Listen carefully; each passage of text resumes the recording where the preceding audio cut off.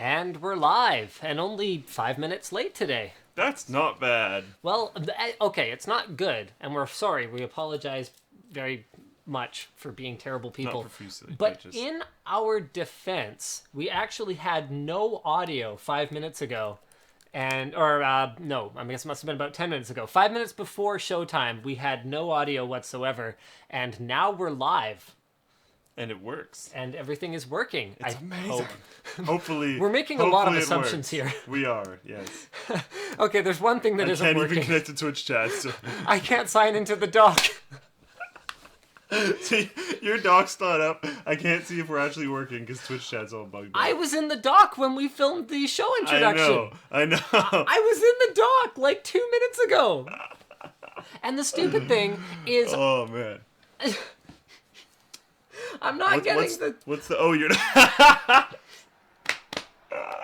Beautiful. Actually, it's been really inconsistent lately. And have you noticed they don't give you other options anymore? There's no option for send me a text again unless you wait 100 years. And then there's no option to call you with it. So it's like, send a text to your backup phone, which is my wife's phone. Because like, not going to be super helpful. We're talking about a backup, not like I should need to use this all the time. Yeah. And then the other option is use a backup code. Why do I want to use my backup codes all the time? You know what two-step service is ungodly, though? Ungodly bad or good? Good. Okay, is sure. VAC. Yeah. It seems like the email's been received before you actually press the button to send it. But it isn't, but it feels that way. Actually, Hotmail's is pretty good too. Hotmail's saved me from having my account hijacked because it's proactive about it. It communicates with you if it thinks there's a problem via your other communication methods. And it's like, yo, cool. Dog, if you don't think this is okay, then you need to let us know right away. Like how credit card companies are supposed to do stuff? Yeah. Actually, they don't even call me when I leave the country anymore. It used to be I went and bought something expensive. Ring ring, and my credit card wouldn't work. I called them up to tell them I was going on a trip once, and they're like, "Why are you telling us?" And I was like, "Well, wouldn't you want to know if there's these weird charges from another country?" They're like, "No, it's fine." It's okay. If there's local purchases on a card that I have only ever used for online purchases for 4 years, and they're local purchases in Korea, you're not going to think that's weird? And they're like, no, it's okay. I was like, okay. I need to pay more attention to what transactions go through my credit card, because you're not. Okay, well, you're the only one with the dock up, because I just requested 2 text messages and they haven't come through. So let's start with the apparently leaked specs of the iPhone 6. No, we're supposed to start with the thing and then do the intro. Oh, I thought we already did that for some reason. Nope, we haven't done that. All right, well, callouts that we have are Chrome is wasting power on your computer, mainly notable for people with laptops, but we'll talk about that more later. Microsoft has cut 18,000 jobs, including Barnacules. Sorry, buddy. We tried to get him on the show, but I think he's dealing with other things at this point in time, which makes total sense. Yeah, he's got stuff to do. ESPN will be broadcasting the Dota 2 tournament. They'll be broadcasting it on ESPN 3 with a highlight pre-show kind of thing on ESPN 2 at 8:30 of the day before or something. And Google Plus is withdrawing its real name required policy right after they made everyone merge their accounts. Thanks, guys. Yeah, I guess we'll talk about that later too. Intro time.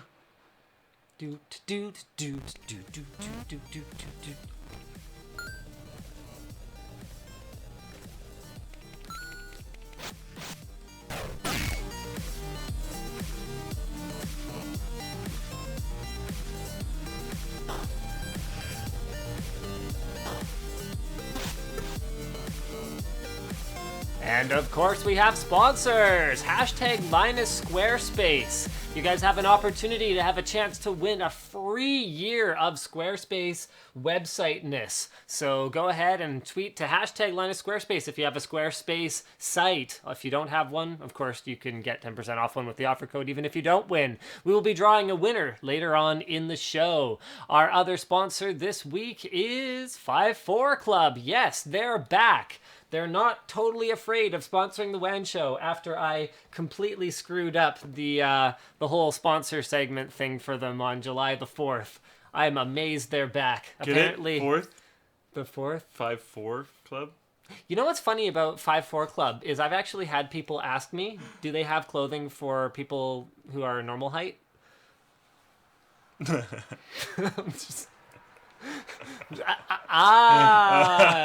So this is both, this is either a misunderstanding or you're taking a shot at me for being short, going like, oh, it's Linus. He must be endorsing short people clothes, and the company's called 5'4". I'm like, no, that's not what the 5'4" is for.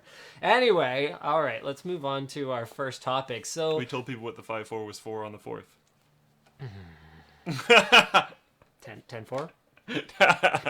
No? All right. Good work. Anyways, moving on. We have the apparently supposedly leaked specs. Supposedly. But one thing in it makes me really think that's probably not true. Actually, I'm going to disagree with you. So this is posted by iFearZ on the forum, but I'm going to let you go ahead first. Oh, I guess screen size. Anyways, I'll just run through specs because there's not a lot other than specs. But iPhone Air? Oh, whatever. Brackets. It's iPhone 6. Whatever see what it'll be actually called. Call it, yeah. 4.7-inch 1280 by 800 resolution, a 32 gig, 64 gig, or 128 gig capacity. Yeah, no 16 gig. A8 chip with 64-bit architecture and M8 motion coprocessor. iSight camera with like iSight camera with 12 megapixels and 4K video recording. Fingerprint 2nd gen identity sensor. iOS 8. And it'll come in colors of silver, gold, and space gray. I don't know why gray needed its own little... Well, it's space gray. I mean, it's different from, like, gunmetal gray or battleship gray. But then there's different versions of silver and Or gold. Grey's Anatomy. 50 Shades of Grey. Well, 50 Shades of Grey would be 50 different. Right, so that could include space gray. Okay, so the point is... I don't know, this looks perfectly right to me, especially if they're going to have a larger version. And Marcus's video, as well as the bajillion copycat videos showing off the Sapphire Glass, it actually kind of drove me crazy in his video. I should probably Look, have you said can something. see through it. No, well, okay, that drove me a little bit crazy too, because he says right in his video that he's never held a piece of Gorilla Glass. And then he's kind of marveling at how amazing the sapphire crystal glass is. And I'm kind of like, dude, Gorilla Glass is, like, actually pretty similar. I mean, it's not going to have quite the same degree of scratch resistance, but in terms of being really flexible, being very clear, if you hold it in front of your eye and don't hold it in front of your eye, the human eye is not going to be able to differentiate between something like Gorilla Glass 3 and sapphire crystal glass, just, like, holding them up and trying to look through them. You're going to need actual equipment for that. But no, the thing that kind of bugged me was he kept calling it a panel. And right, it's not a panel of glass. You don't have a panel of glass. You have an LCD panel and you have a glass cover over top of it. So anyway. The whole point is that if iPhone 6 in its 4.7-inch version ends up also having a bigger brother, which Marcus's video... which did a great job of just showcasing how amazing that piece of glass is. If Marcus's video is true, and that's a piece for a bigger one, then I think it makes perfect sense that this one is going to be a mere 1280 by 800 resolution display. And I just jumped into this assuming only one. I actually even forgot about the fact that thing was bigger because they always just release one. But Steve Jobs doesn't exist anymore, so maybe they'll release more than one. Yeah, and I mean, the thing, too, for me, is that at 4.7 inches, or even at 5 inches, or even at sort of, at almost any size for a phone, I don't actually find 720p to be not enough. I don't think it's... I think I can still tell the difference between 720p and 1080p, but it doesn't bother me. I mean, you're using a Moto X right now. But this isn't going to be... That's a pretty small screen. What is it? 4.3? I can't remember. That's a fair amount of difference. Moto X screen size. 4.7 inch. Must just have a really small bezel. So there you go. And does it make a difference to you? Yeah. It's not bad, but I can definitely tell the difference. It doesn't look nearly as good as my G2 did. Right. Like it's fairly, I don't know. But then, it makes a noticeable difference for sure. The flip side of that, or not the flip side, and you're buying a premium cost phone. The extension of that is that LG's G3 with its 1440p screen really didn't make that much of a difference. But that's a different. You can't compare that necessarily, because you're comparing lower resolution difference versus higher resolution difference. That's not fair. You can't compare the noticeable difference between lower resolutions to the noticeable difference between higher resolutions. What are you talking about? I'm saying 720p versus 1080p is a noticeable leap, but doesn't make that much of a difference to me. Whereas beyond that, it makes no difference to me at all. That's all I'm trying to say. Okay, that's not how you worded it. So, I mean, I don't mind that Apple's not giving us a higher resolution display. I understand why they're doing it, because the way that their whole ecosystem works with every app just works. Every app looks right on every phone. Every time they change something like that, I mean, when the iPhone 5 first launched with the taller display, it was disaster town for a long time in terms of app compatibility. Everyone had to run out an update. So if they were to all of a sudden be supporting 3 different resolutions, now it's becoming more like an Android-like experience for the app developers. So I totally get that. It's just I'd like to see 1080p. I just don't think it's the end of the world. Yeah, I think it'll still be pretty not similar, but I think it'll still be a lot easier for people to develop on iPhone than Android.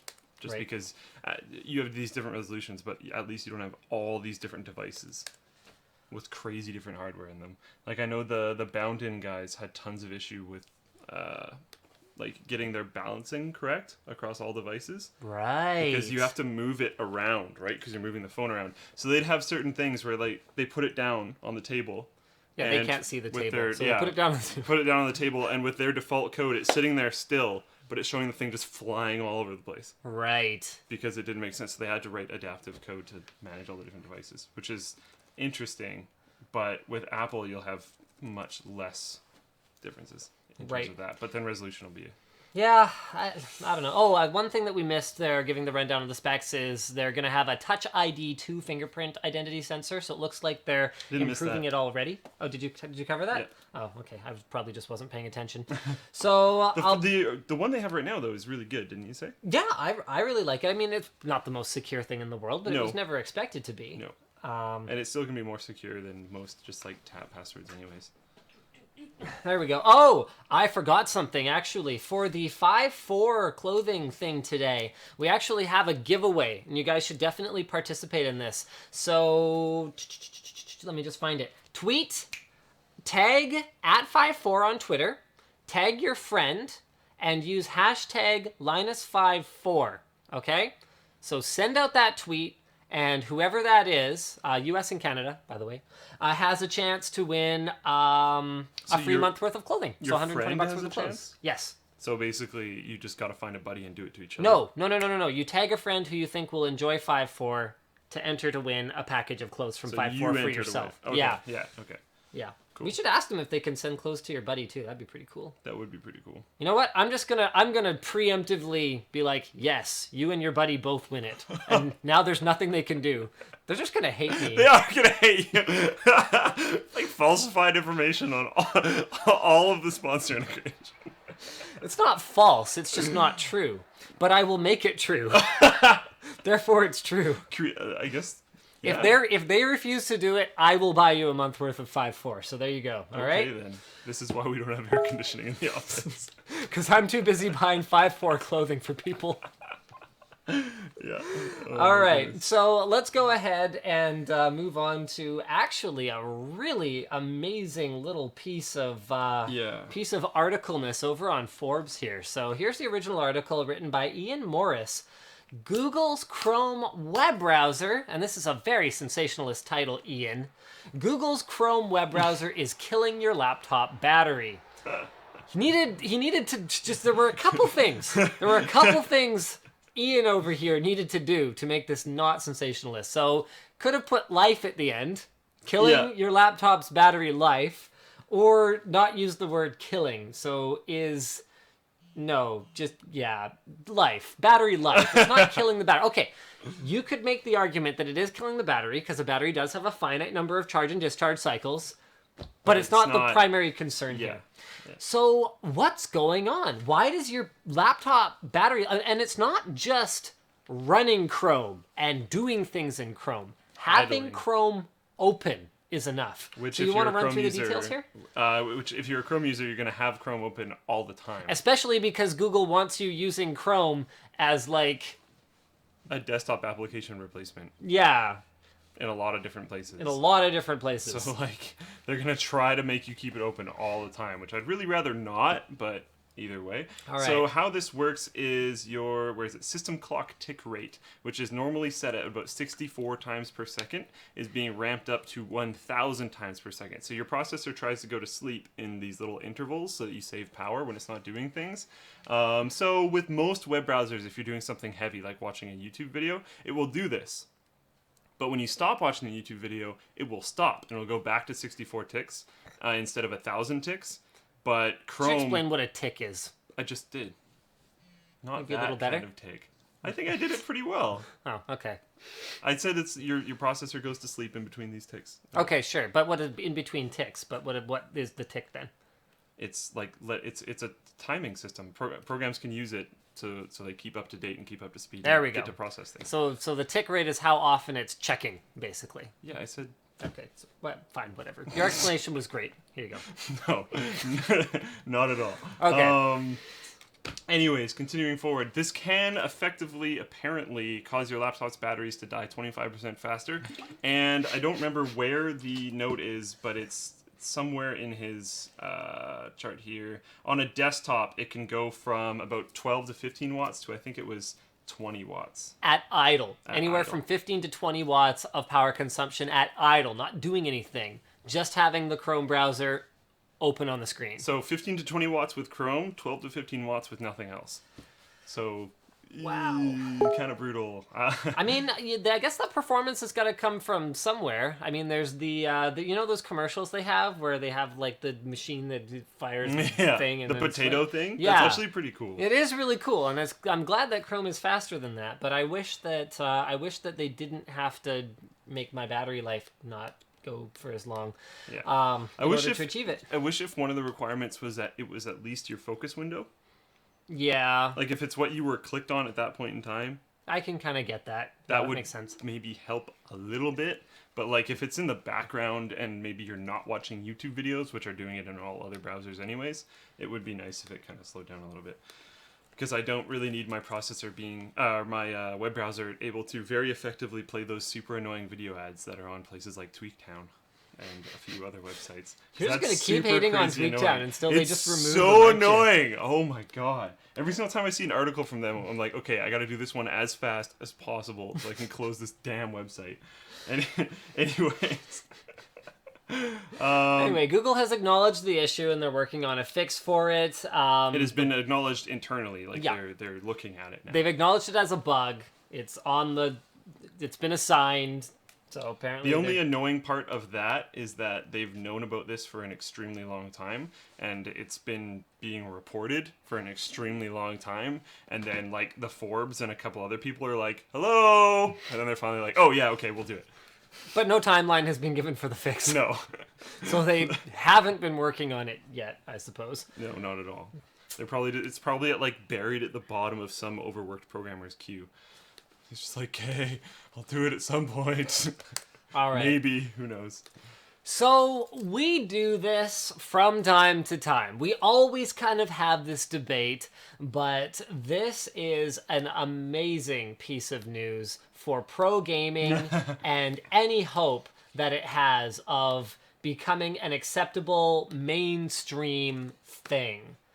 The International 2 will be on ESPN. Did I say 2? I meant 4. The International Tournament 4. So this is the 4th International Dota Tournament, 2. Dota 2 tournament, yes. Will be broadcast on ESPN. So there's going to be a couple different streams. So it's going to be featured on their digital channel ESPN3 with a preview of Monday's final. This will be an ESPN exclusive preview of Monday's final on ESPN2 at 8:30 p.m. Pacific time on the preceding Sunday. They are going to have Gabe Newell on. They're going to be like giving it the actual treatment. We're talking the streams have got like live action, instant replay, something that I'm not entirely sure makes a ton of sense for a MOBA. It kind of does. You just don't play them. Well, okay, hold on a second though, because I mean, okay, do you need an instant replay of an attack being executed unless it's something that's particularly exciting, like, oh my god, he almost made it, but he didn't quite. I think that's more the point. And like, if someone is, if say there's an attack that's like a skill shot, so it's a free flying thing that has to collide. Yes. If someone skill shoots shot, that yes. and then someone uses an evasion thing and like just jumps over it, that could be something cool to show. Okay. Or if someone just nicks it, I think it's going to be a lot of skill shot based stuff. Or if someone hits spectacularly hard, some crazy critical, and just crushes someone, they could show that because it would look cool. I don't know. It would look cool to... Game-changing parts of team battles. Yeah. Like if something kind of happens, but they want to show you the whole team battle, then they can snap back and be like, this was very important. This is where the tide turned, blah, blah, blah, for analysis and whatnot.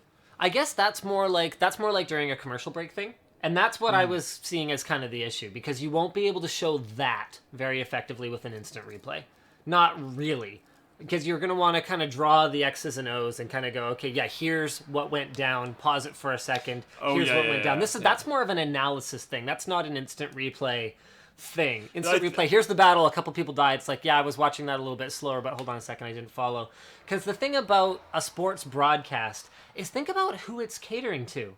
The hardcore guys who really get... League of Legends or Dota 2 or these MOBA type games, these guys are already watching on Twitch. They're already aware of this. If the objective of broadcasting on ESPN, which it damn well is to appeal to a more mainstream audience, there's going to be no benefit to that. They're going to look at that and go, hold on a second. I think it would be a benefit to that if they were a lot further down the line. Like if this was already mainstream, like football. Yeah. Because they do that in football. It makes more sense. Yes. But then they're not worried about what you're talking about, which they should be worried about, and you're right. That's interesting. So I would see it being more like I was talking about, the skill shot stuff. Yep. The exciting, this was close, this barely missed. Like, right. You can do it really slow and watch the skill shot miss by like a pixel or something like that. Right. Would be cool. I mean, is that actually... Okay, here, I'm gonna reveal a little bit of my ignorance here. In instant replays of a game like Dota 2, do you have alternate camera angles that you can control as a broadcaster? If we were talking about League, I would know. That's another thing. They're there. Hit us in the Twitch spectators. Chat. I'm pretty freaking sure it has spectator ability. So their casters would be able to have the spectator camera, which they could control. That's what I find exciting about an instant replay. Is you kind of like okay, let's take hockey for example, because I'm Canadian. It's probably the only sport I watch, actually. Yeah, so hockey, for example, you saw the slap shot from the point, and it's in the back of the net, and you're just like, okay. But then the instant replay shows you what actually happened to make that happen. So maybe there was a tip where someone kind of yes, it does, slid in front of the goal and camera's went, free. Camera's free. Okay, so that makes a ton more sense. It's just going to depend on how well they can execute it. And right now, there's a little bit of, okay, it's not quite perfect because they have the streams that are designed for the more experienced viewers, and then they actually have what are supposed to be more noob-accessible streams that are supposed to sort of take away from not use as much of the terminology that a casual observer might not understand, but right now it's a bit of a mixed bag. So there's talk of, ganking, when my mother's not going to understand what ganking is. But then the flip side is they're dumbing it down a little bit too much sometimes, explaining what the green bar above the character means, but you know what? The funny thing is... honestly, they should probably do that, but then they should also explain what ganking is. It should be super baseline. They should explain what everything is. But the problem is that where are you going to find a basic Dota 2 caster? Yeah. Because those guys are not going to be accustomed to casting the game as if someone who doesn't understand what's going on is watching. But they should try and find like coaches. There's coaches. So they should try and find coaches that will stream it, because it's not as important about being like the hype guy, because oftentimes there's the technical guy and the hype guy if you're doing a 2-caster setup. If you're doing a 3-caster setup, a lot of times it's the technical guy, the hype guy, and then the guy that's mainly just controlling the camera, because if you want to make it super cool, you have someone control the camera. What I'm hoping is that they have like a small army of people that are all controlling separate cameras, so they can get those really cool instant replays that like you were talking about. But yeah, like on an educational stream, you wouldn't need the hype guy, really. Just have two coaches that can be like, oh, well, this is what they were thinking here, and this is why they thought that. These characters can do these different things, so this is why they're using them in these different ways. By the way, when he hits him with that giant spell, his green bar goes down. That represents his HP. And when he casts that spell, his blue bar goes down. Yeah, but you can't even say HP. See? As gamers, we catch I'm not a coach. Yeah, fair enough. Yeah. All right, so guys, I have a straw poll for you because outside of North America, this kind of thing wouldn't be that big of a deal. A televised game tournament's like, yeah, okay. Whereas here, this is a huge deal. Like, huge deal. This kind of thing doesn't happen over here. So I'm posting a straw poll in the Twitch chat, if I could get the thing to load. There we go. Here we go. Straw poll. Guys, need to know what you think. Does a televised North American broadcast of a top-tier gaming tournament like this, I mean, we're talking over $10 million of prize money with the compendium and Valve's contribution.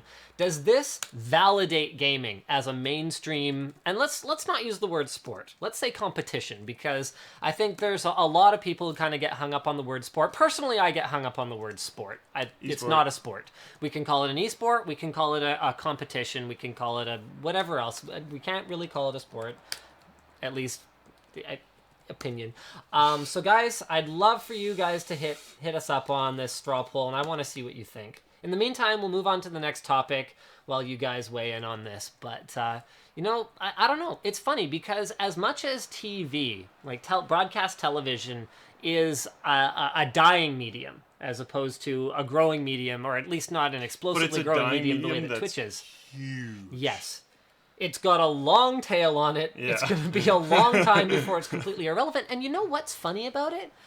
Is even though, you know, I look at something like YouTube, my primary distribution platform, or I look at something like broadcast television and I go, okay, if someone casted me in a TV commercial, the actual reach of that, the impact that has on my personal notoriety, not a whole lot in terms of actual eyeballs looking at it, but for some reason they've done such a good job over the years of being the prestigious thing compared to web. And it's going to be a long time before that shifts. Yep. Even I still view TV as a bigger deal than being a big deal on YouTube. When you're on YouTube, you're internet famous. Yeah. And the implication, like the tongue-in-cheek internet famous term, comes from the lack of respect we have for people who are internet famous compared to people who are real famous. Because there's internet, and then there's TV, and then there's silver screen. And it's going to be that way for a long time.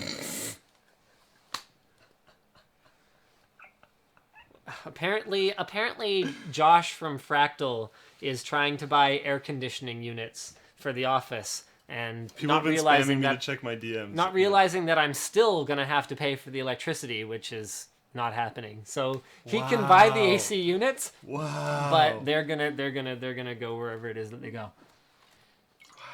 If we do AC here, it'll be central AC, not those stupid window mount units. Won't even pay for the electricity for a paid-for AC unit. All right. My boss. So here you go. Here's what you guys said about the straw poll. I'll give you guys one more chance to weigh in right now. Let's just fire up this guy right here. Ba-doop. People are asking me if I'm going to hire Barnacules. What makes people think I can afford Barnacules? What makes people think Barnacules lives here? What makes people think Barnacules wants to move himself and his family?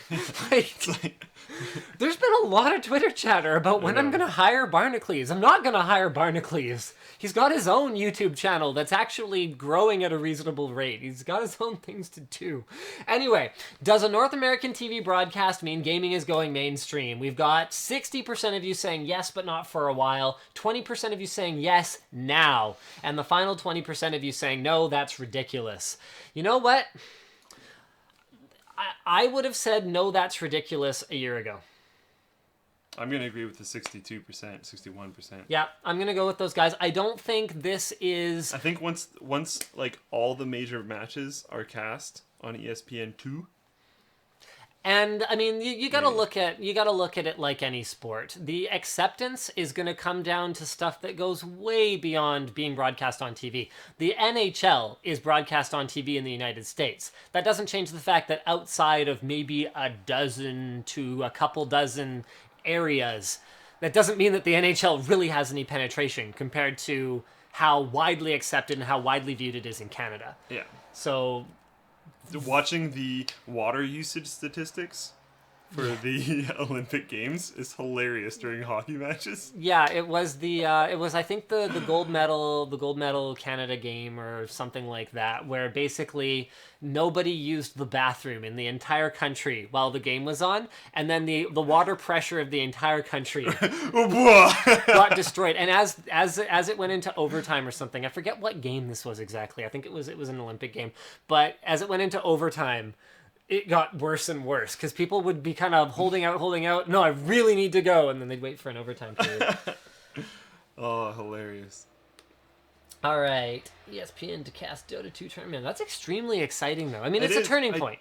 I think it's nothing else. A slightly, like, it's not, I don't think it's enough. Because saying ESPN is casting it, I think is almost a little bit sensationalist just because it's ESPN 3. Yeah. It's their hold on. They have that pregame coverage on ESPN 2. That's the important part though, is the pregame coverage, and that's why I was saying once that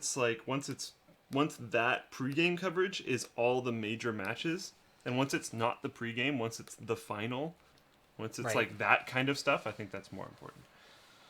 But this is still extremely cool. I just think it's like the first stone in the like walk that we need to create, and it's not even that big of one. Right. It's just very cool that it's actually there.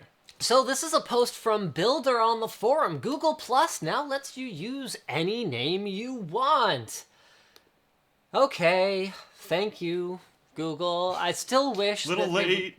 Yeah, it's a little late and it's a little frustrating. I've already created, my using a page for Linus Tech Tips as opposed to just having a normal person account. I've already done all this stuff. I've already gone through all this stress of every time I merge any Google service or create any new one or rename anything, worrying about, oh my God, is it permanent now? Oh my God, do I have to completely junk this YouTube account because instead of Tech Quickie with 2 capitals, I forgot to make the second Q a capital, and I cannot change that because thank you, Google. To me, it's just too little too late. It's got 4,300 pluses on the post that's shared on Google Plus, of course. And one thing that I thought was really cool about it is that their development lead is actually in the Google Plus comments. Check this out. Replying to individual people's concerns about the change, because the reality of it is not everyone's happy about it. Some people liked the real name policy on Google Plus and were users of Google Plus because they felt like the real name policy took some of the trolling out of it. I don't know. Is there anything else to really say about it? He said specifically at one point where some people are saying it's come out in playtime for trolls, but he said one of the reasons it is safe to do at this launch is their troll smashing department has gotten very good at their jobs, that's cool and all, but I don't necessarily. What are you doing? Don't worry about it. Carry on. Okay. That's cool and all, but I don't necessarily know if that'll help. I'm sure there will be, Bob in his tank or whatever. I'm sure they will come back. But I don't even know if I care. I would much rather have, personally at least, be able to have an account which doesn't have my name on it. I never had an account that had my name on it. Right. I once they were like trying to force you to merge your accounts, I just stopped using my personal account on YouTube and started using my work one. So I didn't have to merge them. So I could keep them separate. And now I might merge my old personal account. Right. Just because, that's stupid. I don't want to do that. For me, it's frustrating because I don't go by my real name, really. Like, Austin Evans goes by his real name across the board, on the YouTube channel, on Twitter, everywhere. Whereas I don't go by that. I go by Linus Tech or Linus Tech Tips or whatever else. Not because I think it's better, but because I think it just is what I did in the first place, and I can't change it. Thanks, Google. So that's where we're at. How I've always used the internet, and including forum sign up and everything that I've always done until fairly recently when I've had a public persona, is I've used this thing which is called fakenamegenerator.com, and all you have to do is put in a gender, a name set, which there's a lot of different name sets to choose from, and a country, which there's also tons of different countries to choose from, and it gives you all the form fill-inable information. Wow. that you could like possibly need. It even gives you a fake job. It even gives you a fake SSN. It gives you a fake vehicle. It gives you like you can. I drive a 2004 Lexus LFC. What That's do you pretty drive? Badass. Apparently a 1995 Hyundai Elantra. Yeah. My name is apparently Stacy B. Warner. Wow, that's interesting. Mine's Justin M. Anderson. You got something to tell me? Mind you, you're 29 and I'm 68, so Right. as much cooler than you as I am right now, I'll be dead soon. Yeah, I haven't I don't know. I haven't put in any. Yeah, the gender set to random and stuff. But that's what I used to do, mainly when I was younger, because I just didn't want to give my information to people, and I still don't normally. Like I think I have my real information filled in, and just a few main services that I'm really worried about. It would be very damaging if I lost them. Right. So that if I called up and they're like, "What is all your information?" I could be like, "Well, I know that. I don't have to make this me." stuff up because... Yeah. And if they're like, "Oh, we need to see like an ID," Right. because there's a few different services that'll do that, then I can actually show my real ID and it's fine. You know, the funny thing about that whole thing is I'm not sure how I feel about people using a real identity online for certain things. For some stuff, I don't... Okay, again, so my problem is that I wanted to go by an alias because my alias is much more well-known than my actual name, but your alias is your... I mean, well, it's part of my name. And there aren't that many Linuses, so it's really not very private. Yeah. Compared to if I went by, Bob the PC Builder, or as if that wasn't going to result in a lawsuit. Tech Builder TV... Something 15. like that. For some things online, I still don't mind people using their real names because removing that anonymity does remove a little bit of buttheadness. Yeah, but then at the same time, if someone, even if you're saying something that isn't buttheadness, Yep, and I know. someone takes offense to it somehow, And it's there extremely dangerous. are 100,000 legitimate, really great reasons to not have to reveal your identity online. Totally get it. I think there would be interesting places like the FCC forum, but then that's also scary because government could be pissed at you. Or Exactly. So I just don't think it's that cut and dried, and apparently neither does Google. They're still defending their old position of asking for people's real names, while as they continue. So originally they allowed nicknames, and then now they're just removing the whole thing entirely. So as they've stepped back from that hardline policy, they're still saying that the old one was what it was. Yeah. Which I guess leads us into... Yes. Does it? What? Our does it lead us sponsor into? spots. Oh, okay. All right. So let's go ahead and search for that hashtag. I'm going to give you the hashtag now. So tag your friend. Oh, we're doing this on the show. Yeah, we're doing this on the show. Cool. We're giving away $120 worth of 5-4 clothing live. I should have tweeted someone. You should have tweeted someone. Go for it. Do it now. Oh my god. Please note, employees and anyone affiliated with employees of Linus Media Group cannot win, but you can go ahead and tweet it anyway. I don't care. Damn it. So I'm going to tweet at someone anyways, just to confuse them. I'm just going to go ahead. I'm going to post this in the Twitch chat so you guys have a chance to give you and your friend, because I'm just breaking all the rules, you and your friend a chance to win $120 worth of clothing from 5-4 while I go ahead and cover what exactly 5-4 is. So first, I have to remove my earpiece. Stripping on camera again? Yeah, I'm stripping on camera all the time. Of your current shirt. Nah, it's really warm in here. You are kind of stripping on camera. I'm kind of stripping on camera. I'm going to cover my nipples this week with the 5-4 Club logo. Censorship. 5-4 censorship. Is he going to do it properly? I'm going to try. You're doing pretty good so far. Yeah, I'm doing pretty good so far. It's like, do they really want their logo on top of my nipples? One of these days, I'm gonna... like that one of those I don't know what they're called, but those swimsuits there for we girls go. that don't have straps. They just go across. Now I'm censoring their logo with their logo. One of these days, they're just gonna be like, "We're sick of this guy's crap." Damn it! He's gonna keep pushing the boundaries of what he can get away with when he talks about our company. Next thing you're gonna do though, because they're mad about the logo thing, you're just gonna slide this up. Oh no, you can't slide that up. I was gonna be like, we can be like the guy from Star Trek and have like the eye cover thing. Alright, hashtag Linus54. I'm gonna go ahead and I'm going to just randomly, I don't know. Okay, Steve G seems like he has a pretty cool name. Let's see if he did it right. So Steve G, you got, here we go, Linus screen share. Check out 5-4, hashtag Linus54, and tags presumably his buddy Brian Miller 1111. All right, Steve G, I'm going to go ahead and follow you on the Twitters here. And you are the big winner. Congratulations. So go ahead and send me a DM. We'll get your information sorted out.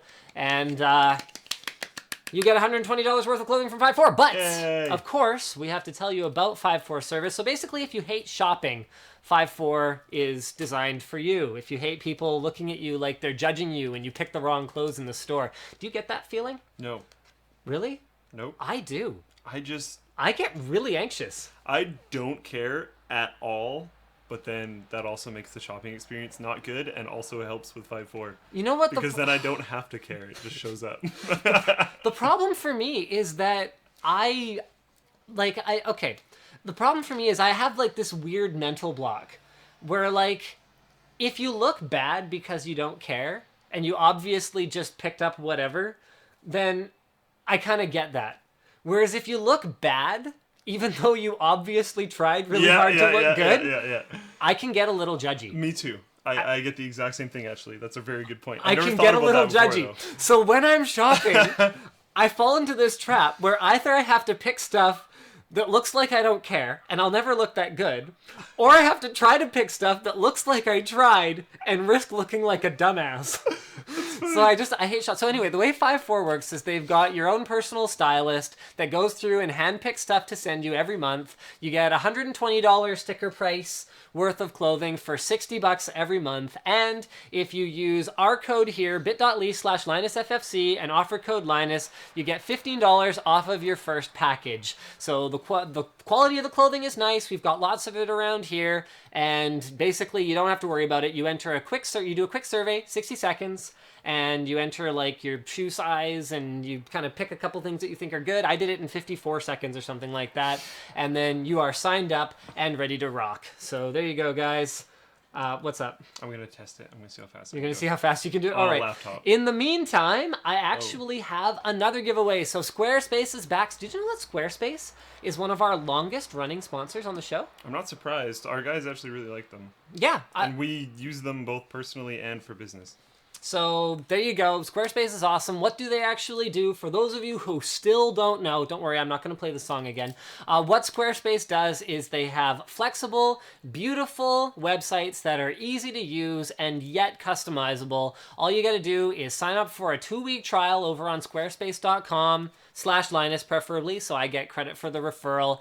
And the idea is that whether people are browsing your site on a phone or on a PC or whatever kind of device, tablet, whatever, it's going to look good, it's going to operate correctly, which can be a huge problem even with mostly turnkey solutions that involve picking a theme and then, uploading your own content into it. It's going to be mostly functional, well, not mostly functional, it will be functional unlike the other ones that are mostly functional, and it'll look good doing it. The performance is good, even on things like our LinusMediaGroup.com site. I find, this is cool. I can operate my image slider with my touchscreen, stuff that I wouldn't have necessarily... How long did it take you? 48 seconds. And I sat on one question for a while and then remembered that I was timed and then kept going.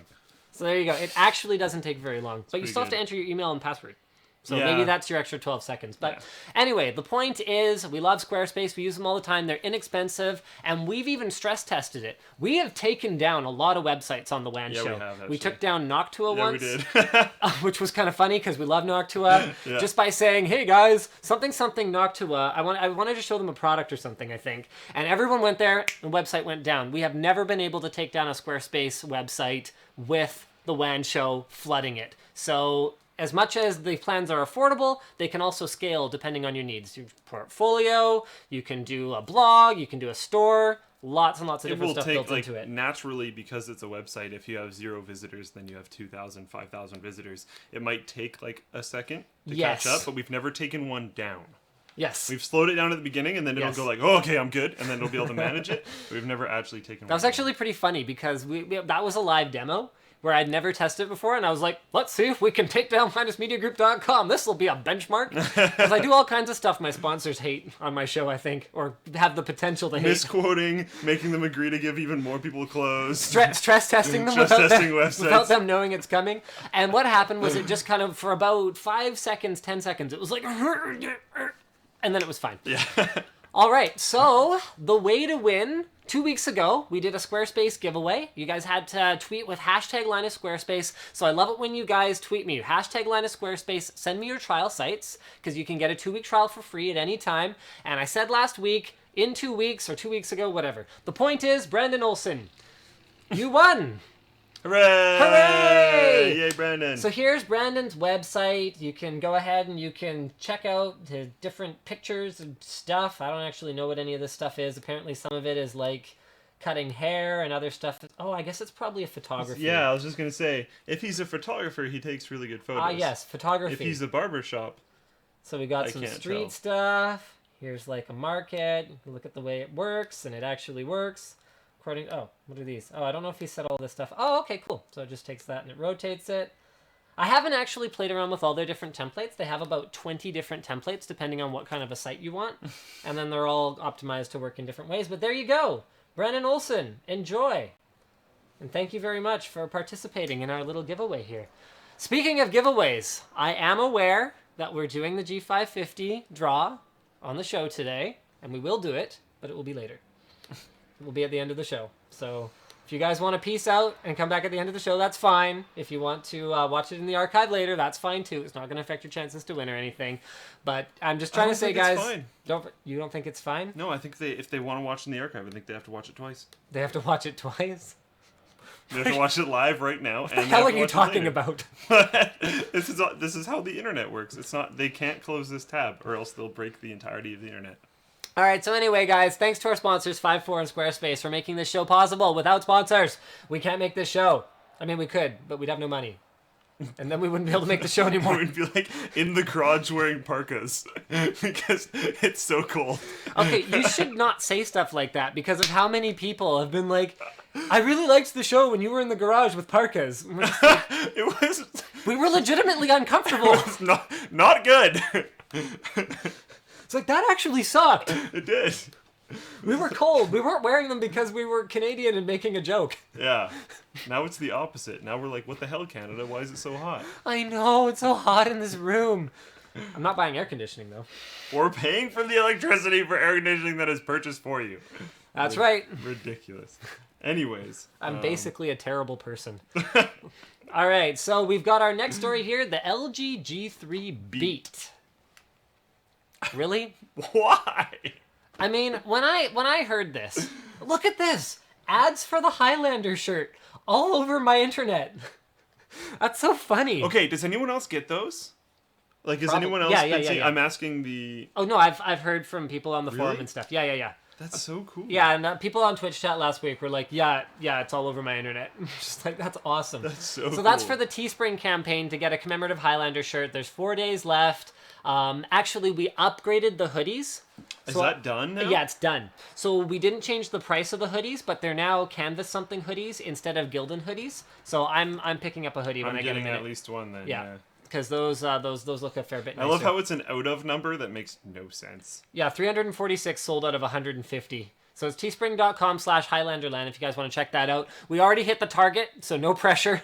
We are definitely shipping them, and I'm super excited about that. Anyway, so the LG G3 Beat. When I first heard this name, I kind of went, okay, LG G3 Beat. So it's probably like a music-optimized version of it, because HTC did that, where they had it was just a software layer or something. I thought it was legitimately they're like, oh yeah, there's some phone that's better than the LG G3. Oh, I didn't even think it was an LG phone. You thought Beat sounded better. Oh, like LG something has G3 Beat. Oh. Because you know how sometimes people title things. Mm-hmm. There's a news way of titling something, and you can say LG G3 Beat as in something. So this headline, if you miss the capitalized B, it reads LG G3 Beat with 5-inch HT display, laser autofocus camera goes official. It's like, what does that actually mean? It sounded kind of weird, but I thought it was something had beat the LG G3. And I started reading it. I was like, oh, wait. And because the photo, they look so similar. Yeah, they look I thought it might have just been a zoom out of the same phone or something. Right. I did not catch on right away. All right, so here we go. It's got a 5-inch HD, so that is 720p IPS display. And again, back to the iPhone 6. I don't mind that. I don't think it's perfect, but it's so much better than not 720p. So whatever we were using before, something by 480. It's so much better than that. that distance or that difference, sorry, is extremely drastic. I'm okay with it. They're talking about the screen to body ratio, although I think they mean percentage, of 74.1% screen to the rest body. So it's very much about the screen experience, just like the G3 with its very slim bezels. The specs have been significantly downgraded, so you still get the laser focus camera, but you don't get a 13 megapixel rear camera anymore. It's 8 megapixels now.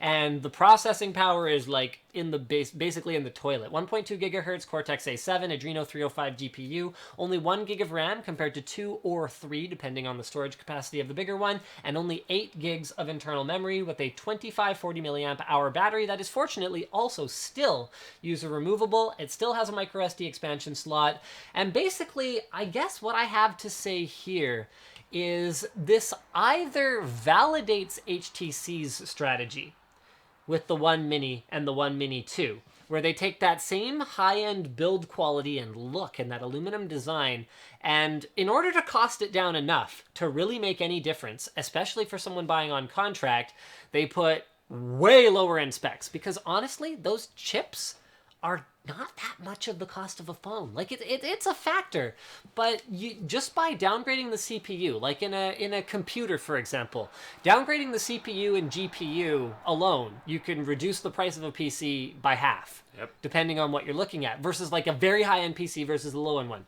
Easy. With a phone, that's not the case. We're talking about maybe they shave, 20, 30, 40 bucks off the BOM cost. That's not the difference between an $800 flagship phone and a $399 phone. So when they keep that build quality in there, they can't really drive the price down that much. That's why low-end phones are plastic and stuff. So this either validates HTC's strategy of delivering much lower specs but still a really nice feel, or it's LG going down that same disastrous path, I guess. Yeah. It remains to be seen. You had a really interesting note here, though.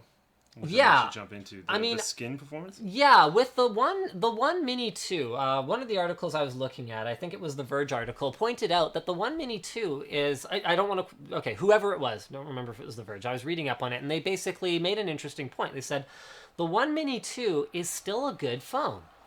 Even older smartphone specs, and we've gotten to that point now, can still deliver a really good experience.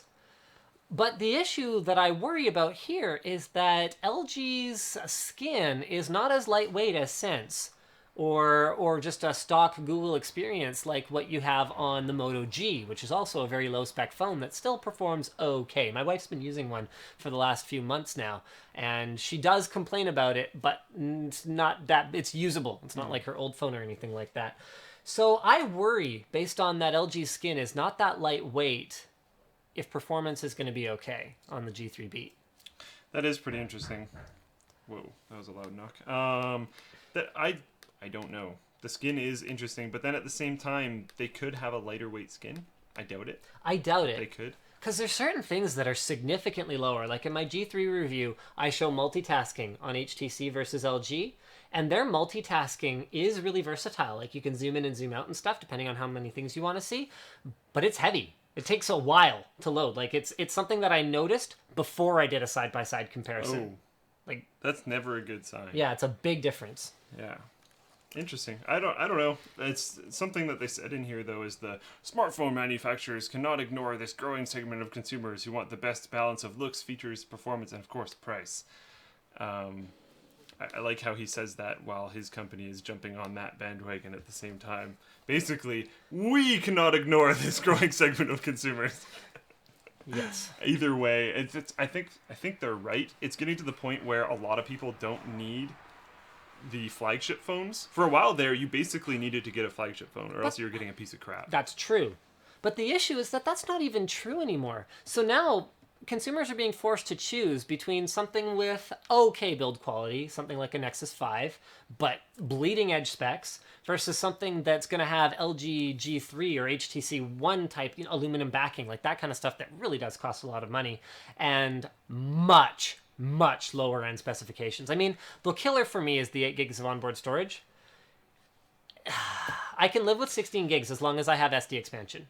Yeah. But then a lot of apps are not going to want to live off that SD card. Yeah, yeah, exactly. And games are getting bigger and bigger all the time on Android. Yep. I mean, there's that rumor on the street about some Android gaming device that may or may not be surfacing at some point in the near future.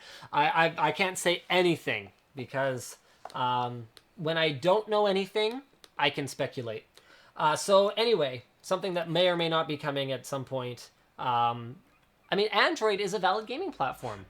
You look at I do most of my gaming on Android, even if I'm using GameStream. I was just gonna say. No, not Android games. Yeah. But what needs to happen is game developers need to get on board the whole Android thing, but we need devices that are really delivering a great Android gaming experience, and it's that whole chicken and egg thing. Yeah. Speaking of chicken and egg things, Mozilla is attempting to improve JPEG. How you like that segue? I like that. That was a very interesting segue. Thank you. I like what they're doing here a lot because... Yes! This is so much better than Google's approach. It is so much better than Google's approach. It makes so much more sense because Google's promoting something that is only kind of Okay, we should say what Mozilla's doing first, then we'll like slam Google for being dumb. So what's Mozilla doing? Mozilla is making a new compression library for JPEG. So where is it called? Moz JPEG 2.0, MOZ JPEG 2.0, which will work for when you're compiling JPEGs, but then it's read in the exact same way. So everything that reads JPEGs right now can read it just totally fine. It'll take a slightly longer amount of time to create that JPEG, but then reading it is faster. So that's awesome because it takes like no time to create one right now at all.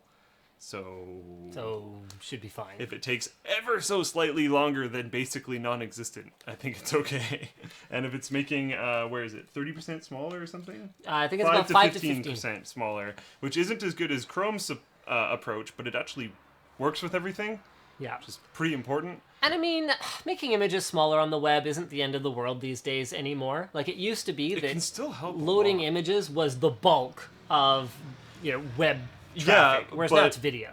Yes, but at the same time, we're running into things like Imager, whatever you want to say, where instead of having a few images on the website and that being an issue, now it's the whole website is just images, so that I can actually take a little bit. So even let's take the average, even another 10% faster, another 10% less bandwidth used by those images is all going to be really positive stuff. This can really help people that are in, say, Australia. Yeah. Have terrible craptastic internet or other random areas around the world. Like, we complain about our internet all the time. Then mods that I have in the mod chat post a screenshot of their speed test, and I'm just like, sad face. My internet is godlike compared to yours. So, yeah. So, by comparison, Google's been pushing their WebP, which is a still image derivative of their WebM codec, which actually is better. Technically it's better. We're looking at up to 30% smaller images with WebP. But the problem... And Facebook did an experiment. Facebook, the kings of experimenting with things just randomly, did an experiment where they started serving up pages with WebP, and the problem was that no browsers other than Chrome or Opera supported it. And then problem number 2 is that a lot of people use Facebook as cloud storage. So they actually upload their photos because they don't care about pixel perfect quality being preserved forever. So they're just uploading their photos to Facebook and then downloading them as they need them. They were downloading these WebP photos and none of their local file viewers were able to look at them. That's a big issue in my opinion because I don't necessarily use Facebook as web photo storage. I never have, but I have downloaded images off Facebook when I'm like, say, I need a new Twitter banner and the Facebook thing is really wide. So like my brother's Facebook thing or my mom's Facebook thing, if she wants a Twitter banner, I can be like, yeah, just go to your Facebook one, right click on it, view image, save image, upload it again to Twitter, and it's probably fine. Considering so many different websites are moving to this like wide big banner kind of style, you can just bounce them across each other, and you can do that from any location if you have them on one of those services. So right. Being unable to download them again is kind of dumb.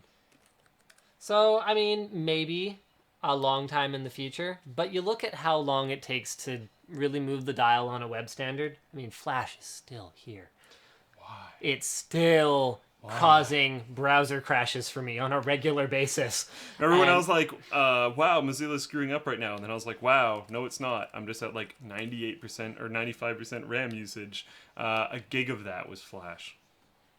It's like, wow, really?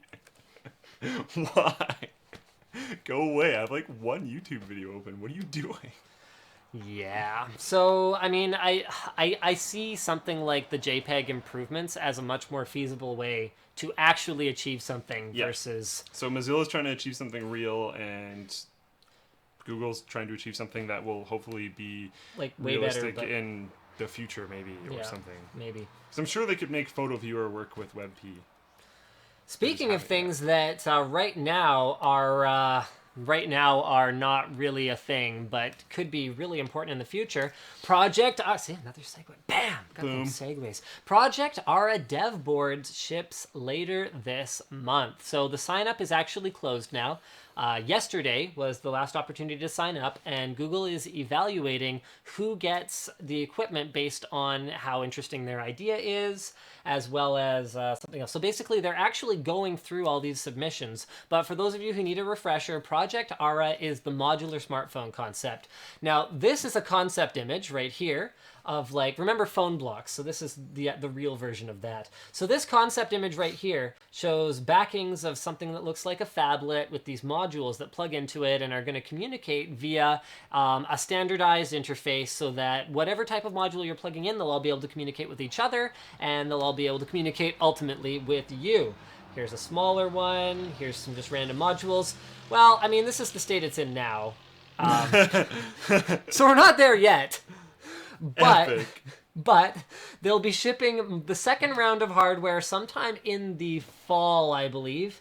Yes. First round is soon, and then second hardware release with multiple application processors will be in the fall. Right now, it's not even close to ready, so this is very much like plug things in and see if they work stage, but it shows that they are still working on the project. They are still serious about this, and I mean, okay. Initially, what I said about this was it's not going to make sense for anything but the low end. By the time it actually sees the light of day, I might be totally wrong. Because we're getting to the point where, like, the spec bumps don't feel them as much? We're getting to the point where we can continue to miniaturize things, but a phone is largely fast enough for most of the things you're going to want to do with it today. Which, I mean, if we're talking about walking around with a phone in 3D mapping an environment... Yeah, and stuff like gaming is always going to get harder. But yes. when you talk about it's fast enough to do things you want to do today, a lot of people, when you reference that, is calling, texting, very basic Facebook. Kind of text applications and photo applications like Facebook, Twitter, Instagram, that kind of stuff. So when I said basic, I think I had the wrong concept in my mind. I was thinking basic today basic. Whereas basic by then will probably be this basic. High-end today basic. And so I'm a lot more excited about it, especially if we see technologies like that however many seconds it was they could charge a Galaxy S4. Like if we see improvements in charging technology, improvements in battery technology to the point where you can make something that isn't that bulky and really is legitimately modular, that isn't so slow that it's only usable for basic calling and texting functionality. I'm a lot more excited about it now than I was before. So right now it's running on a fork of Android. Like it doesn't even run on regular Android because they had to Frankenstein it to allow hot swapping of components. I mean, that's the kind of thing, guys, your phone freaks out if you unplug a micro SD card unexpectedly. It's like, yo, dog, please don't do that.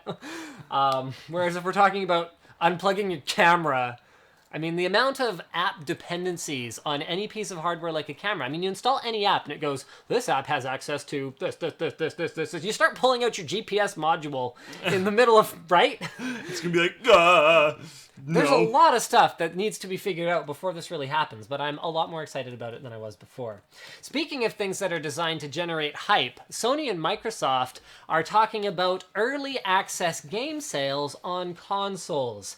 Now, neither of them is announcing that they're doing it now. That's not what's happening right now. What they've basically said is, look, we're having serious internal discussions about this. We've seen what a big deal this has been on the PC, with Steam allowing games to allow players to pay for early access to them. But I think they recognize, like, hopefully everyone recognizes, that there are still some serious problems with this model. So the benefits are obvious, I guess. The developer gets feedback. I mean, even EA is recognizing the benefits. So okay, well, hold on. Let's one step back. You look at Star Citizen, where they're being extremely open about the development process. Here's the roadblock we're stuck with right now. Here's the milestone that unfortunately we keep not hitting because we're actually sharing the internal targets with you guys instead of, padding it the way that a game developer would normally do. Okay, so there's that completely crowd-funded project and then crowd interactive development process. Then there's the next step. There's what EA finally has opened their eyes to and what they did with the Battlefield Hardline beta, where they went, okay, we want people to play this game. We want to know that it works properly before we ask for people's money. Then there's early access. And so the benefits of developers getting feedback before they release a game are great, especially on the PC, where so many game-breaking bugs can have to do with obscure hardware configurations. But the problem is asking for people to pay for beta software. Paying for early access is a big problem to me. It used to be so cool. Yes. I used to like when you had to sign up for a beta, it was this huge resume process. And one of the sections, which was always extremely important, was what games have you done betas for before? Yeah. And how engaged are you in betas and all this kind of stuff. And it was a big deal. And if you got into a beta for something, it was wow. It was cool. And you were a cool dude. Yeah, and people were like, oh, holy crap, you've betaed for all these different games? And it's yeah, and you learn how to test things, and it was actually kind of interesting. There was one point in time where beta testing games could have gone on a resume. Right. The fact that you were accepted into all these different betas could have gone on a resume. Now you buy into it? What? What? We took that hype of yeah, I got into a beta, this is super cool, and turned it into it's just generally cool to be into betas, which made it so that betas weren't betas anymore. And which you look then at made it so Gmail beta. Yeah, Gmail with Minecraft beta, where things last forever and it makes no sense. And then they started charging you for it. And it devalues the beta word. It's taken the meaning out of the beta word. Beta used to mean it's not finished. Now beta seems to mean it's mostly finished. We're just not quite ready to call it finished. We're done, but we're getting your feedback and we're going to tweak things so that when we release it, everyone sees it as being and very the good. problem with that, with betas working too well, is it changes the customer's perception of what a beta is, and it changes their expectations of what a beta is. So all of a sudden, they kind of expect a beta to be mostly there. A beta, sure, beta software works, no big deal. I'll run beta software on my PC all day long. And then developers recognize this change in perception and go, oh, well, why don't we just charge them for it then? And, Valve has warnings. Look, if you buy into early access, you should buy it because you're really excited about the title or something. I forget the wording exactly. But they basically go, look, they might not ever get finished. But why is that acceptable? Yeah. And, okay, why is it acceptable? Yeah, but then the flip side of that is it really any different from what we have today? Where the development process is mostly closed, they release the game, and you pay for it, and it wasn't done. So basically, we're just giving them our money at the same point in the development cycle. We're just calling it something different. That's why I often don't buy release games anymore. I used to be all about buying release games and pre-ordering stuff. I know that sounds weird, but honestly, at one point in time, that was fine. We need to do a shirt that's I paid for this, and then this just needs to trail off. That's actually not a bad one. Yeah. Okay, guys, let us know. Maybe we'll do another Teespring campaign instead of throwing it up on buy the other store. What if you did a release and I paid for this and have part at the end a different color and then have an index and have it be release and DLC. Yeah, we got to come up with something. Let us know in Twitch chat if you need us to do a beta shirt, because I think that would be pretty freaking awesome. I funded this beta.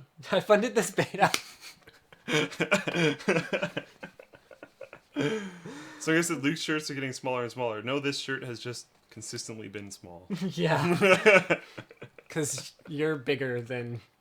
Well, you've been getting jacked lately, so there's that. Bit. Okay, I don't think there's anything else I had to say on the beta thing. I think the punchline was what it was. Is anything really changing if we just get people to pay for betas? No, not really. Nope, because it's going to be broken or it's going to be broken. Speaking of things never changing... It's like the ISPs want us to keep having negative things to say about them. What? Oh. This is brutal. It's on the register. Guys, you have to listen to this at some point. You know what's the funny thing about it? Is Comcast is backpedaling and saying, oh, we're very upset that the customer was treated in this manner. This is a recording of about an 8-minute customer support call where someone tried to call in and cancel their service. And they're like, oh, we're really embarrassed about this. They've said nothing about disciplining the employee because as listening to the recording, I am sure the employee was 100% doing everything right. They were probably instructed to work that way. They were probably instructed to work in exactly this way because the employee doesn't call the customer an asshole or something. Like, the employee is polite, sort of, throughout the whole thing. Other than talking over the customer and repetitively asking the same stupid questions. Like, well, if our service is superior and faster, are you saying that you'd like to have an inferior service? And then when the guy just tries to say, like, no, I just want to cancel the service. I don't have to answer this question. Well, what? So then you're saying you want an inferior service? Our competitor can't give you what we give you. And he kind of goes, okay, sure, I want an inferior service. And the customer service, the CSR is like, oh, well, why would you want an inferior service? I mean, let's listen to what you're saying. Please and thank yous are all in there. But talking over the customer in this disrespectful manner is not cool. No. But that's, I'm certain, what Honestly, they were instructed to do. I don't like our ISPs, but I don't think it would have been that bad. They'll push you. Yeah, I've canceled service with our ISPs and our telcos. It's nothing like that. No. They'll push you. They'll ask you why. But if you're like, I just don't want it. I just don't want it. They'll be like, oh, okay.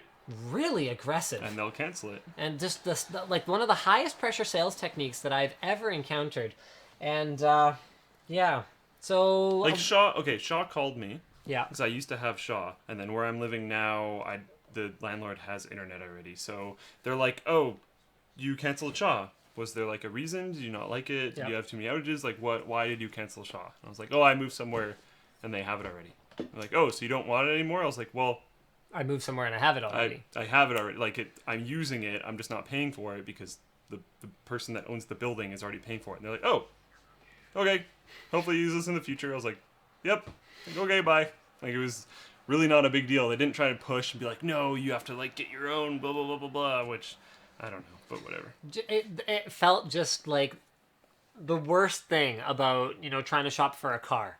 Or trying to shop for insurance, or like those kinds of things. It felt like I had a Primerica presentation in my kitchen when I was listening to this thing. That's brutal. Which I did recently. Long story why they were there, but I'll have to tell you offline because, yeah. Ouch. Yeah, it was really annoying. I've lost a couple friends to that. Yeah. Not like I went to a presentation. I've gone to one as well, yeah. But I got tricked into going to one. No, I knew where I was going. I didn't. I had no idea. I had a weird idea that it might have been something to do with that, but I had no idea. Yeah, I was fresh out of high school, and someone was like, blah, blah, blah, there's this thing. And fresh out of high school, that sounds right. I hadn't caught on to the whole, if they refuse to tell you what you're selling, then you probably shouldn't be selling it yet. So they were just like, no, we can't tell you anything. You have to just come to the presentation. So I kind of sat through the presentation. I kind of went, okay, it's a pyramid scheme. And then that was about the end of that. I had contacted a friend that I hadn't talked to since high school, and I was like, we should hang out sometime. And they're like, yeah, you should come to like my work. We're having a work thing, and we're allowed to bring +1s. Oh, we're encouraged to bring +1s. Like it's good. I should be bringing people. I'm like, okay, sure. And then day of, they're like, oh yeah, like wear something nice. Like it's fairly formal. I was like, okay. So that's when I had that like one red and black suit. You remember that? So I put that on, which is like super formal. Way over the top. Oh yeah, like way over the top because it's the only thing I have. And I show up and like they haven't told me what they do. And I've asked them multiple times what it's about, all this kind of stuff. And I show up and then I'm like, oh, this is your work. This is weird. It's in like a storage unit complex. This is really odd. And which ironically isn't as bad as your old office in my house. Garage. But yeah, and then I sit down and I realize that it's not like just some work. There's the reception desk and then there's the like presentation room. There's no working area, and I'm like, oh god, I'll just sit through this and then go home. Yeah. Yeah. Okay, so SanDisk apparently is reporting that their SSD sales have soared. That alone isn't really that newsworthy. There's an article on the Register, so bloopity bloop. There's the one. That to me The isn't 4 isn't the terabyte huge thing. thing about it. But what is interesting to me about it is the way that we're finally seeing capacities take another jump. SanDisk is talking about 4 terabyte and 2 terabyte, like terabyte class, multi-terabyte class SSDs that might be very, very expensive right now, but prices are continuing to fall. They're talking about how their volumes are increasing, so their actual revenues are up, even though profits are not really sort of increasing in the same manner. So we're seeing it become commoditized. We're seeing it become more affordable. So that's the whole point of this, is it's getting more affordable. It's really, really exciting. SSDs are maybe they're not the future, but they're at least the immediate sort of transitional phase between hard drives and whatever the future ends up being.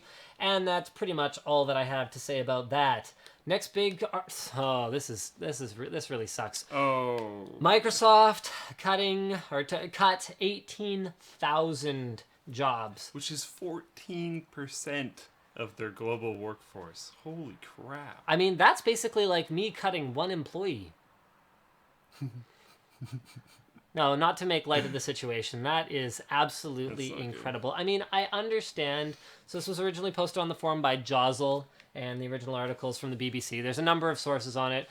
I understand, right sizing or streamlining or whatever the case may be, but I just find it interesting that they kind of shoveled a whole bunch of it under the Nokia thing. Mm-hmm. So they're like, yeah, we're getting rid of people because of the Nokia merger. Actually, a lot of other people as well. Yeah. So I guess that's really all there is to say about it. So it's 18,000 over the next year. So it's not all like everyone's job is gone today. The mass majority of it's going to be over the next 6 months, though. But it's one of those things where it's easy for us to kind of see these kinds of job cuts and go, oh, okay, well, they did this or they did that. But it's a lot harder to look at it and go, okay, well, someone we know and like and respect lost their job. So Barnacules is one of our fellow YouTubers. This was posted by the Double Y Gamer on the forum. Just a series of tweets from him kind of going, holy cow. I got blindsided by this. Didn't expect this at all, but Barnacules was one of the casualties in Microsoft cutting all these jobs. So you should definitely check him out on YouTube. Barnacules 1, numerical 1 on YouTube, or if you just search for Barnacules. That should be a secondary account. Then Barnacules numerical 1. Numerical 1. No. If you had a secondary account, it should be Barnacules 2. Nope. That's stupid. That's the stupidest thing you've said today. Barnacules and stupidest 1. isn't even a word, which some people will go, no, the person calling something the stupidest thing ever is stupid because they're using not even a word. But actually, I'm saying it very intentionally to emphasize how stupid it is. It's so stupid, it shouldn't even be real. There. Done. That was very well put. The Millennium Bug returns. So this is pretty funny. I can't believe this. Posted on the forum by God. Johners, but this is great. So the Selective Service System mistakenly sent notices to more than 14,000 Pennsylvanian men born between 1893 and 1897, ordering them to register for the nation's military draft and warning that a failure to do so is punishable by a fine and imprisonment. What they actually meant was 1993 to 1997, so Y2K strikes again. Oh, like, I can't even believe... I love how they're like, yeah, they accepted that it was wrong, and they just told people just to ignore it if it shows up. I'm like, that's actually going to be possibly traumatic for certain people. Yeah, I would think so, yeah. Like, that's going to be not good at all. Because I wouldn't even be surprised if there's people in that group that possibly passed away in duty that are now getting drafted. Yeah, I mean it's and like their spouses might still be alive or something. It's super not cool. I mean, the error occurred because the state uses a 2-digit code to indicate the date, because and digital systems go back far enough that those people were alive when this code was implemented. Like all this stuff, I don't understand. I still see stuff that uses 2-digit date codes, and it's like, haven't we figured out that this is a problem yet? We all just need to stop doing this. Use real dates. We have really big storage now. It's okay. It's fine. Just The extra 2 characters. Just take the 2 more characters. Probably fine. It'll be okay. Speaking of 2 characters, The Last of Us remastered on the PS4 is going to allow you to lock the frame rate at 30 FPS. Now, to be clear, by default, it will run at 1080-60p. And I am definitely a huge advocate for consoles giving the user the option to control the graphical fidelity settings so that they can choose whether they want, more particles to kick around on the floor, or whether they prefer to run at a more consistent frame rate or at a higher resolution, or whatever else the case may be. But the one concern that this brings up, so this was posted by Dietrichw in the forum, the one concern that this raises for me is if you're at 60 FPS, and they're acknowledging that, and they're giving you the option to lock at 30 FPS because there is no cinematic gameplay reason to play a game at 30 FPS. Put that out of your mind. If they're giving us that option, are they basically saying, well, it could be dipping below 60 FPS often enough that it might bother some people to the point where they'd rather play at a lower frame rate?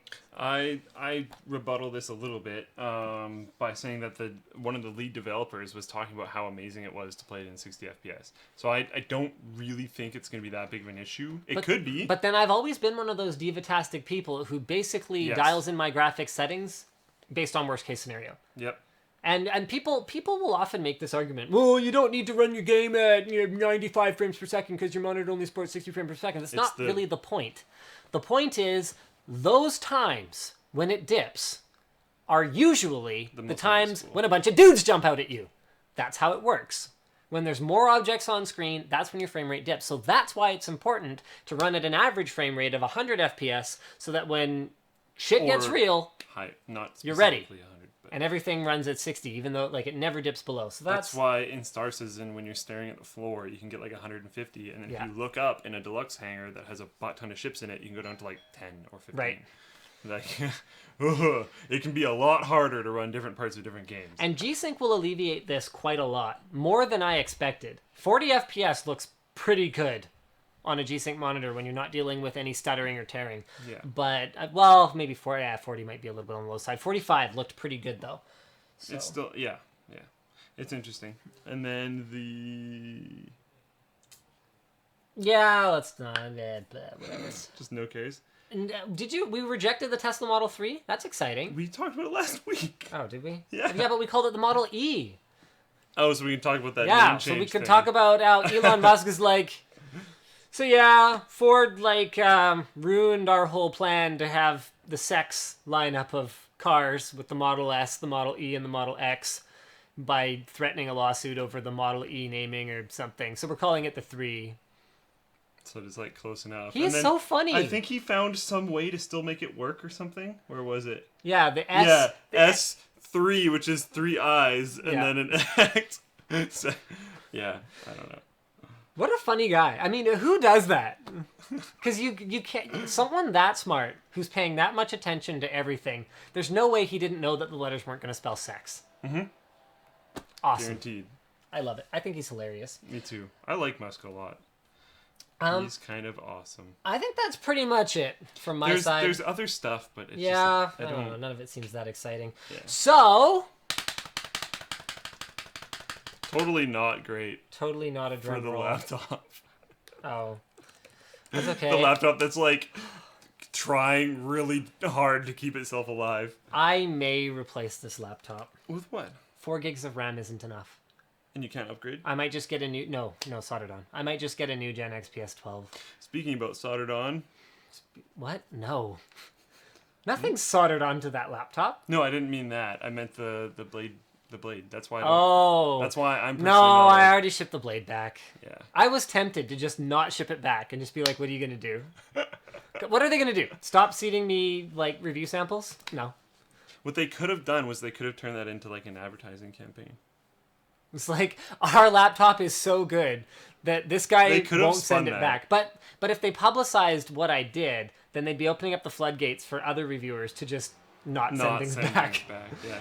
Or else they could send the Razer SWAT crew. Not real SWAT. They could show up with water guns. And raid the house. That would actually be kind of hilarious. Except it could cause real problems because, like, that would.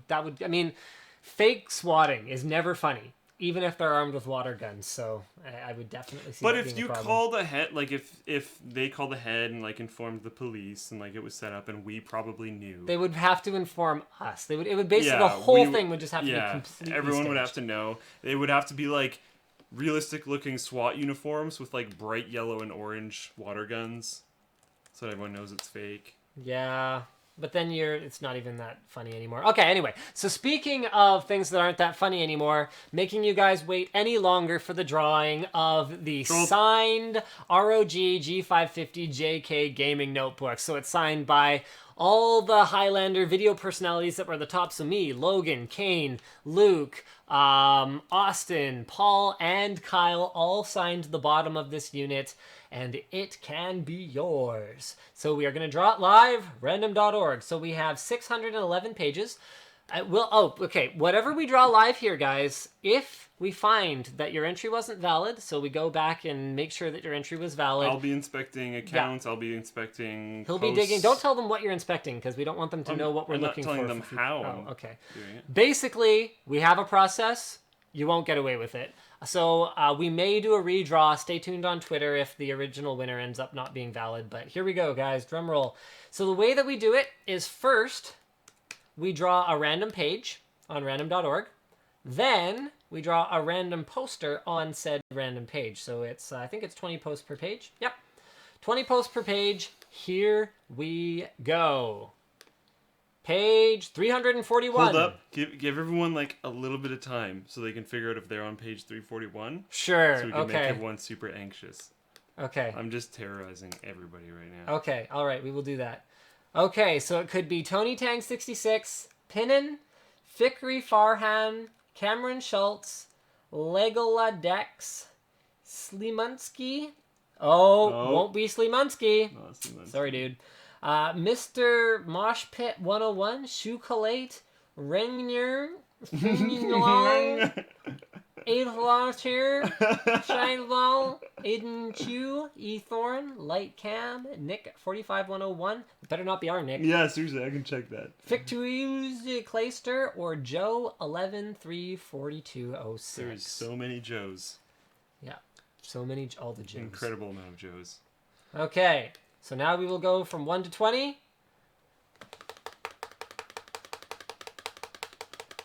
Bum, ba-dum, bum, bum. 9. Okay, so let's count them. 1, 2, 3, 4, 5, 6, 7, 8, 9. Do you double count the guy that was in there twice? I guess we already picked. Yeah, because we're picking a random one based on post count. Then we're going to validate. 20 on a page. Good point. Yeah. So that way the double entries don't affect anyone else's chance to win. Yeah. So there it is. You won. Good job. Yeah. So I'll send a PM through the forum, which is how our giveaways work. All right. Congratulations, everyone. What are we going to do if that person doesn't respond? To respond to what? The PM on the forum.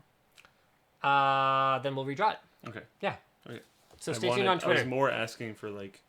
I can't believe how many people are watching the WAN Show today. Thank you so much, guys. We peaked near 6,000. Yeah, we broke a record. Our last record was about 5,500.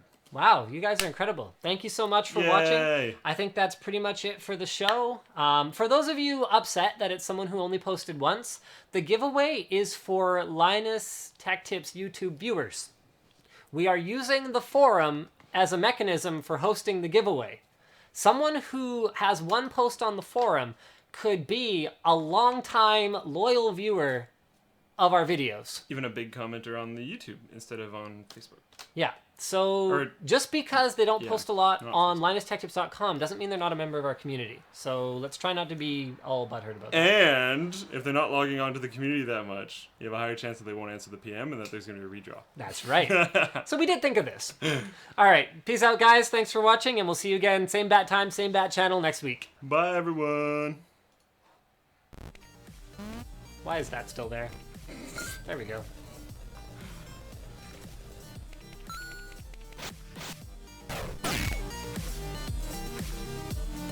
Yeah, someone's comment. The International's on, and there's like 6,000 people watching us. Winner! You guys are awesome. not multi-twitch. Yeah. Yeah, I know, right? For us to make the assumption that they're all just watching this would be... Maybe not super accurate.